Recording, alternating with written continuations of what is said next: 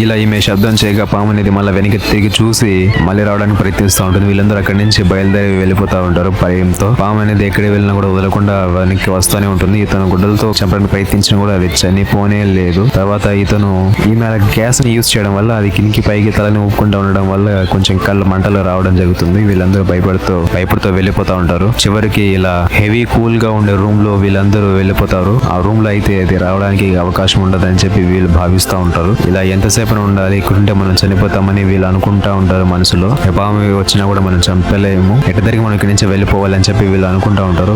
ఇలాంటి దుస్థితి వచ్చని చెప్పి ఆమె భయపడుతూ ఏడుస్తూ ఉంటుంది. వీళ్ళందరూ చెల్లితో వణుకుతా ఉంటారు. ఇంకా ఎక్కువసేపు ఉంటే మనం చనిపోతామని చెప్పి ఇతను ఆలోచించి పైకి లేసి ఇక్కడి నుంచి మనం వెళ్ళిపోవాలి అని చెప్తా ఉంటాడు. అందుకోసం ఒక ప్లాన్ ఆలోచించాలని చెప్తా ఉంటాడు. ఆ పాము లోపలికి వచ్చిన తర్వాత మనందరం బయటికి వెళ్ళిపోవాలని చెప్పి ఇతను అందరికి చెప్తా ఉంటాడు. నేను డోర్ ఓపెన్ చేసిన వీళ్ళందరూ బయటికి వెళ్ళిపోవాలి సిద్ధమ్మా అని చెప్తా ఉంటాడు. నువ్వు ఎలా చెప్తే మేము అలాగే చేస్తాము, ఖచ్చితంగా వెళ్ళిపోవాలని చెప్పి తప్పకుండా వెళ్ళిపోదామని చెప్పి అందరూ రెడీ అవుతారు. దానికంటే ముందు ఇతను డోర్ ఓపెన్ చేసేస్తాడు. సబ్స్క్రైబ్ చేసుకోండి, నెక్స్ట్ పార్ట్ లో చూద్దాం.